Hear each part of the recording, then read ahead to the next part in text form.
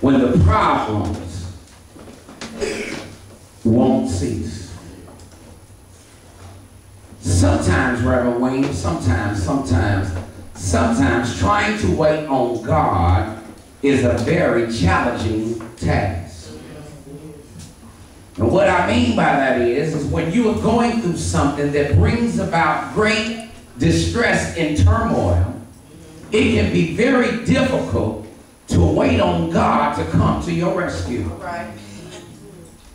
Before deciding to throw in the towel and giving up or turning in another direction for the solution to your sorrows. All right. As I've often said, sometimes life can dish out some bitter pills that will leave you feeling nauseous and faint. And if not spiritually careful, it is easy to find yourself intoxicated by the trials of life. Yes, sir. And staggering and off balance, becoming an easy prey for the devil, who the Bible says walks about like a roaring lion, seeking whom he may devour. The enemy loves it when we walk as if we have no faith in God. Because when we walk as if we are faithless, we tend to turn towards unrighteous acts as a means to finding deliverance. But oftentimes we only make a bigger mess than the one that we were already in.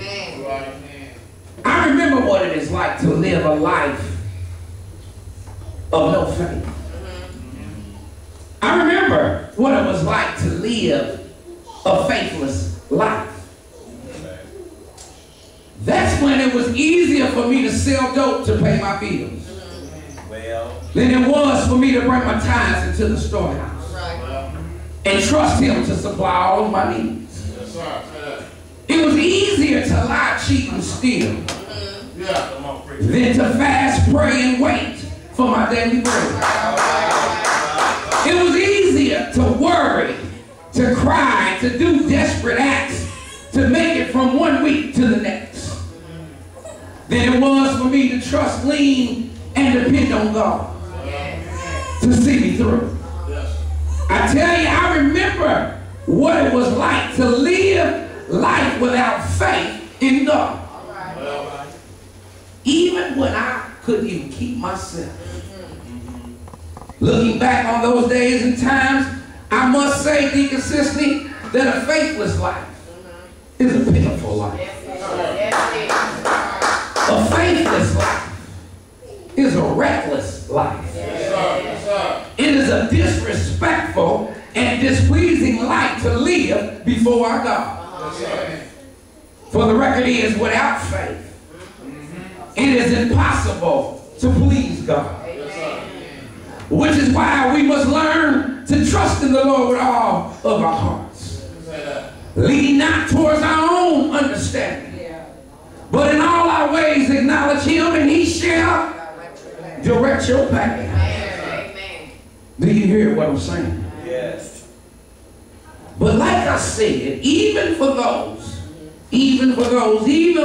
of us who trust in God, we can still find it very challenging to wait on him. Especially when we feel as if he has not brought us up out of our dilemma in a timely fashion. Especially when you are dealing with problems that you want to get rid of ASAP. All right. Now, although I know some folk that just seem to run into problems everywhere they go.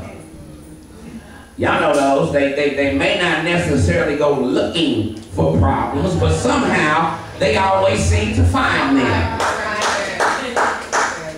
But even so, I still don't know very many people that enjoy going through problems. We don't care for the stress that problems bring. We ain't crazy about the way they affect our emotions. Who likes likes to be up crying and worrying all night, trying to figure out how they're going to pay their rent? Who gets pleasure from the pits that we feel in our stomachs when we realize that the problems are too big for us to handle on our own? Who do you know that likes to feel helpless and hopeless in their situation? Y'all know our emotions go crazy when the problems won't cease. As we look here at our text, the psalmist David speaks of his great distress that came about from the troubles that seemed to surround him. Are y'all with me? Now, although David did not mention any specifics concerning the cause of his anguish, we can gather from the text that whatever it was, it took David to a place that he just didn't want to be in.